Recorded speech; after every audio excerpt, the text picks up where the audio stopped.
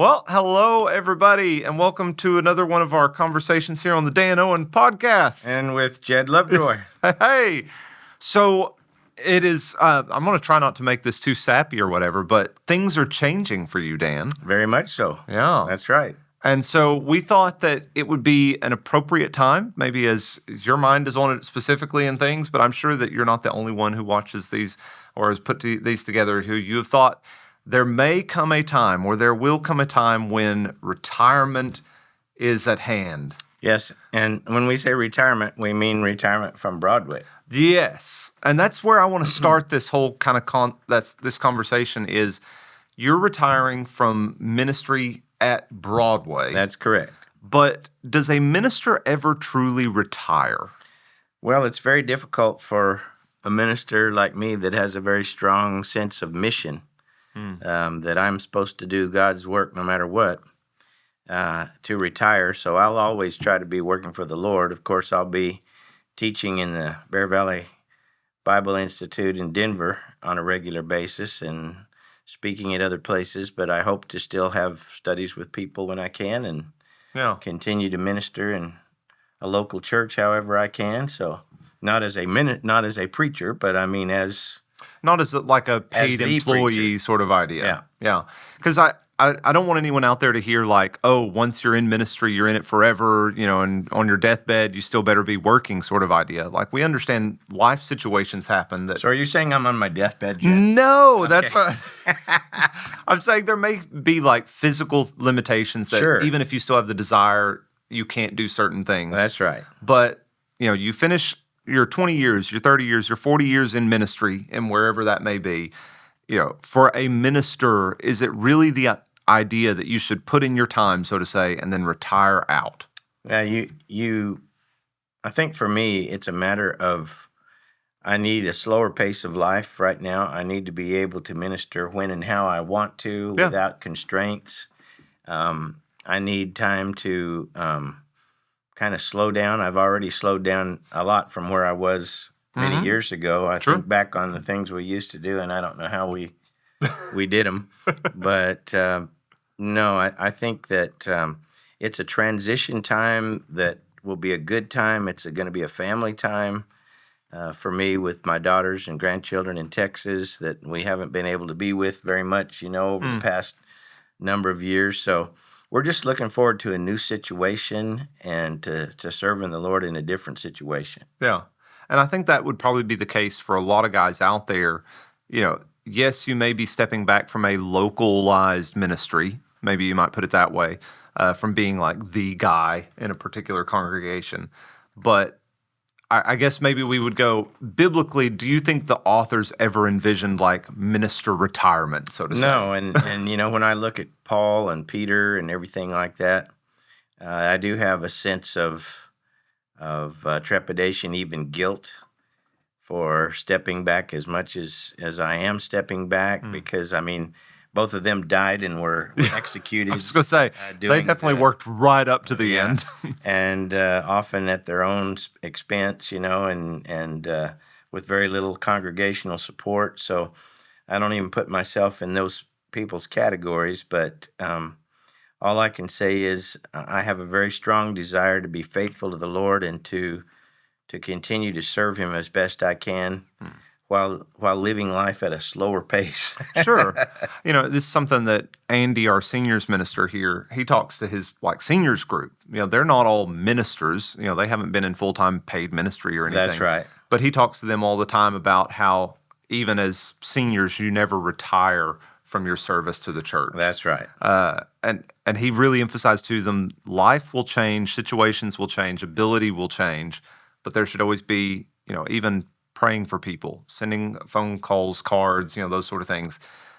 So I would imagine it's in a similar context for you. You're probably still going to go out and speak places. Oh, absolutely. You're still going to go teach people. Sure. But like you said, on your own time frame. That's right. And if we're in a local church, and I envision myself teaching Bible classes and filling in, preaching whenever they need somebody to fill in sometimes, that sort of thing. So yeah.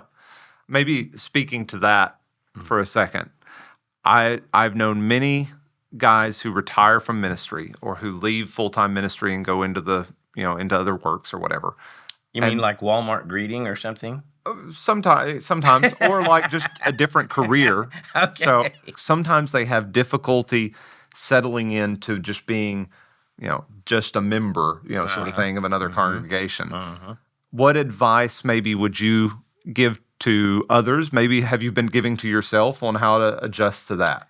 That is a great question. I think that I will enjoy just being a member to some degree, but I will want to be useful as a member, using my gifts however I can as a member. Um, and even there, I'll feel a greater sense of freedom than I do, and less a sense of obligation. So that if I have a co-teacher, I won't mind being gone a week or 2 or 3 here or there. So Yeah. So, like, I may push this one just a little bit further. I wasn't thinking about this when I originally was writing questions or whatever, but like, will you feel like they should come to you with opportunities, or will you just kind of present yourself as, hey, I'm a willing servant sort of idea, or I think that will take care of itself. I think that once we introduce ourselves and they get to know us and we visit with people, that'll take care of itself. I'm not worried about that. Yeah. I think that in some places, like down there, people know who I am, and I have lots of graduates that preach around there who know who I am. So I don't think that will be a difficulty where we're going. Yeah. But I think I will just, introduce myself and Cindy, and we'll get to know them, and they'll get to know who I am and what I do, and gradually things will take shape. So I'm not worried about that. Yeah. Some good advice to people. If you are in this situation, maybe just think about being another member and like you were talking about, get to know them, let them get to know you. They won't know the long-term history of your service until they've had that opportunity. Right. I think it's like basketball. I like basketball. Yeah. And there's a little player I like, and he says, I just try to let the game come to me. And I think that's what we need to do when we enter into a new congregation as ministers. We're not going to be in the same position, or we haven't earned the people's respect yet. So we just need to let the game come to us, and it'll come to us naturally, and we'll respond and do what we need to do. Yeah. I mean, I kind of think of this like when Paul's talking to Timothy, there's almost a sense that Paul was introducing Timothy along the way, and he was vouching for Timothy at different points. It wasn't like Timothy just showed up and people knew him, or when Paul sent Titus or different ones out. Right, or with Barnabas, when Barnabas brought Paul to Jerusalem, and he had to vouch for Paul because they were afraid of Paul, and they had to then experience Paul for a while before they trusted Paul. That's just natural. It should be. It should be a building of relationships rather than an expectation of status sort of thing. Sure, absolutely. Now, you mentioned feeling kind of a little bit of a sense of freedom, in all of this. And so I'm curious, what do you see as maybe, sometimes again, people will see retirement as like a lesser than, it's a stepping back, it's a releasing, it's going to be terrible, whatever. People sometimes have negative views of it. What do you think are some special opportunities or some unique opportunities for a minister who is now in the retirement from full-time work? Well, for me, I'm going to be doing some writing, and I'm going to finish a commentary on Revelation that I have a long ways toward being finished, and I already have a person that's going to be, or a company that's going to be publishing that. So I'm going to be working on that, and of course, I'll be still working on my courses that I teach in the undergraduate and graduate school at Bear Valley. And I'm going to read stuff that I've wanted to read, and just relax with a cup of coffee and read and study, and just be able to develop things, like that. And so your spiritual growth isn't going to stop now that you're stopping full-time ministry. I've prayed hard about that, and really that is it's not that I think it is. I know that I'm going to continue to grow spiritually, but I really want to be the person I need to be, even when I'm not constrained. Mm. And Yeah. and I want to be a blessing to other people, even when I'm not constrained by a church to meet a certain schedule. So that's weird for me because I never have been without a schedule. So Yeah. Yeah. So there's kind of the opportunity for personal growth, personal time of spiritual reflection.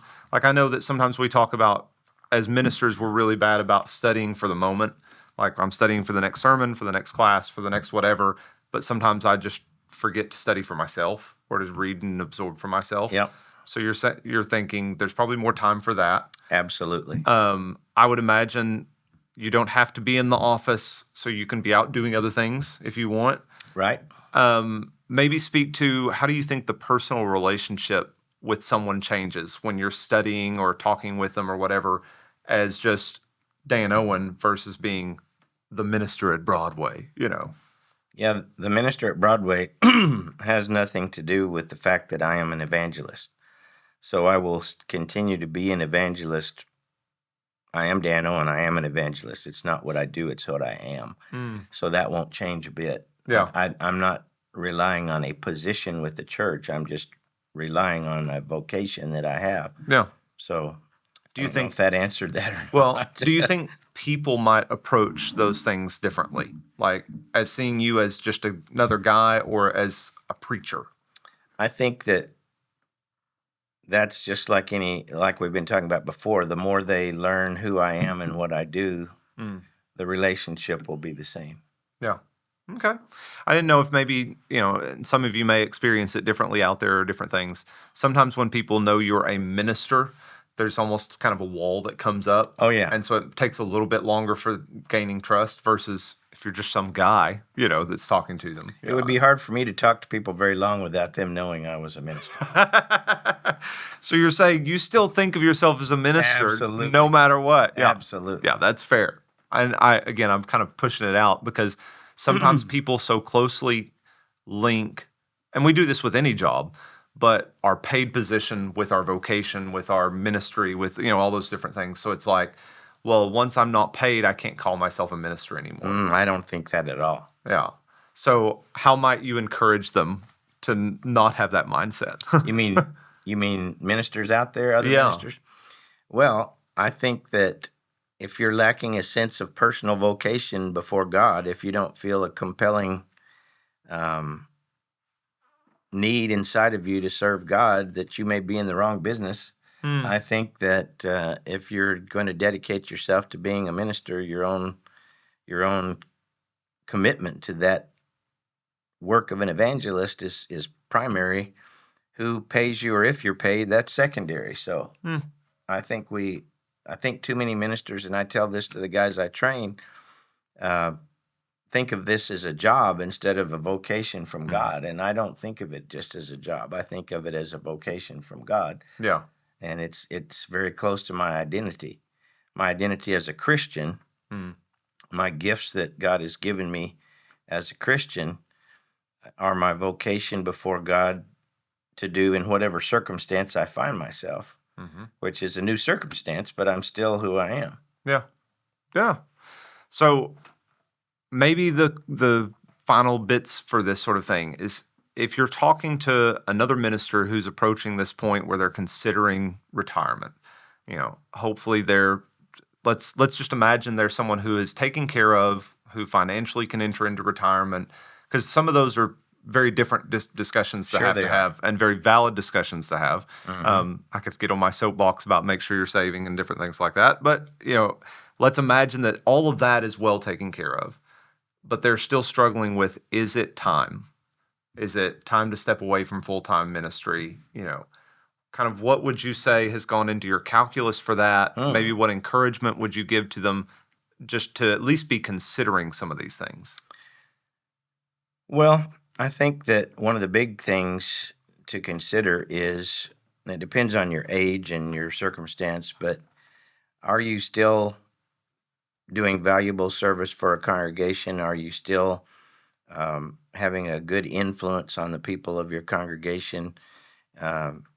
Secondary to that, and maybe even before that, How much energy do you still have to put into the work? Can you do justice to the work? Um, are you getting in the way of any of the younger men that are trying to work in the church? Um, those are all questions that, and I think very fundamental questions. What about your family? What about your children, and where are they? Where are your grandchildren? That was a big issue for us. We have a son and two grandchildren here that we love dearly, but we have those over there, Mm. and if you look down the road and you see yourself maybe in 10 or 15 years being you need to be taken care of by family, then where's Mm. that the best place for that to happen? Sure. All of those things come into consideration as to whether a person needs to retire from local work. But again, I would say to any minister that retires from local work, you can still be a very influential and helpful servant in the kingdom wherever you are, Mm-hmm. and as long as you're taken care of and you can do that, then I don't think you should think of retirement as anything but an opportunity to serve in a different way. Yeah. And I'll probably add to that from my personal experience. I'm a younger guy, and so naturally, No. so what? No, not. I did have someone recently tell me, you're young, but you're not that young anymore.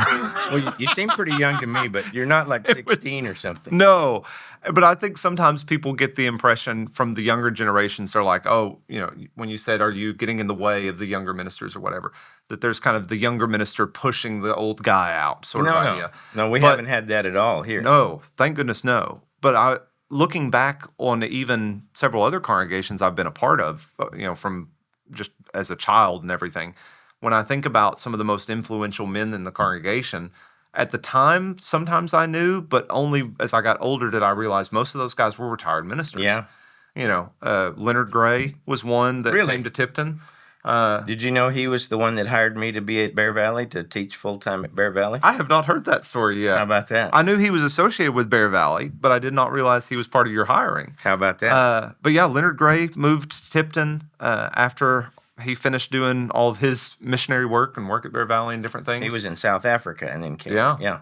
Anyway. And so he was one at Tipton, and he would fill the pulpit, once a month, sometimes every other month sort of idea, and was a great man. When I went and did mission work, he was the one who made sure that, Shiloh and I came and sat with Leonard and Marguerite, and we had to have our, breakdown of what happened and what we learned and what do we need emotionally coming out of that. It's like that was a retired man just using his gifts at home. I've told several people about. But he didn't retire from the Lord's work. Not from the Lord's work. He may have retired from Bear Valley or retired from full-time mission work, but no, he was still very active. Yep. We've had, John Panisi here at Broadway. That was a great thing, too. Yeah. Such a good thing. And I came in on the tail end of his time here, but he was still a vital asset. And very influential. Yeah. And then I've told several people stories about my great uncle and the work they did in New Mexico of like bringing in retired ministers to work for their church because they had that mindset of these men can't full time anywhere, but they're still great workers. Right. Why wouldn't we use their knowledge, their service, their experience to our benefit? So I hope that gives encouragement to those of you out there to not feel like you've got to hold on to something past your breaking point, because you can still be of use in a wide variety of situations. Absolutely. And one thing I'm really looking forward to is spending time with my wife, spending time with my grandchildren, my children, being able to go places, and Cindy and I go places, and just having a spiritual influence in the lives of my children and grandchildren, and just I'm looking forward to lots of things about retirement. It is going to be different. Sure. And it'll take some getting used to. But I think a lot of it will be in a good way, and I feel good about the work here and where the work here is going, and I know Broadway will do great, and so I'm looking forward to and the whole situation. We're going to do a video on Broadway's channel, actually, that may talk a little bit more about the local work you've done here and kind of things that have gone on. But on the way out of the door, some people may wonder, are you still going to do anything with this channel? Are you still going to be having conversations or posting things? Yeah, I'd like to do some things with the channel. In fact, I'll probably be using this guy next to me some, and I'll have some other guests. And when we get settled in Houston, we'll probably be, producing videos, teaching videos, discussion videos, trying to keep our finger on the pulse. I'll probably be working with a group out of Oklahoma called Excel Still More, some on their video podcasts, and we'll just see where the Lord takes us. There we go. Yeah. I know, like we said, we've got our editor that helps us a lot with these things. I know he and I are willing to help however we can to keep things running. And like I say, we may have to talk over Zoom, but we've done that before. That'll be okay. That'll be all right. He'll be in one little box. I'll be in another little box. And we'll be talking to each other. How do they know that we're not in a separate box now and just being edited together? That's possible. That's when you have to reach across and show. It's not AI. I am AI. Oh, May. No. Again, whole other conversation. No, you've got some videos on that on your channel. We do. Yeah. As always, it's great for y'all joining in. Dan, appreciate your time. You too. Especially on this subject. I hope that it's of benefit to other guys that are out there that maybe have gone through this or are going through it. It doesn't have to be a struggle alone. Amen. Yeah. So if you've got comments, questions, as always, send them our way. God bless. See ya.